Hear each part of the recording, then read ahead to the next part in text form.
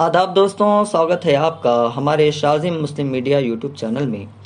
दोस्तों, ये video social media पर खूब वायरल हो रही है।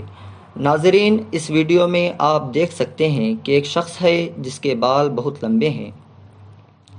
देखने में ये शख्स औरत की तरह मालूम पड़ रहा है।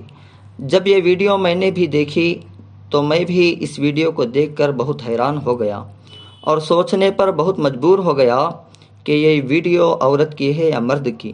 देखने पर यही मालूम पड़ रहा है कि ये वीडियो एक औरत की है या मर्द की, जो मर्द का एहराम बांधकर खाना काबा का तवाफ़ कर रहा है। जब हमने इस वायरल वीडियो की सच्चाई जाननी चाही तो हमें पता चला कि ये वीडियो औरत की नहीं बल्कि एक मर्द की है, यानी एक लड़के की है। और इस लड़के का ताल्लुक़ इंडोनेशिया से है और इसका दिमागी हालत भी थोड़ा कमज़ोर है। इस वीडियो को पूरा देखें और हमारे यूट्यूब चैनल को लाल बटन दबाकर फ्री में सब्सक्राइब करें और वीडियो को लाइक करें और अपने दोस्तों को शेयर करें। मिलते हैं अगले वीडियो में, तब तक के लिए जय हिंद दोस्तों।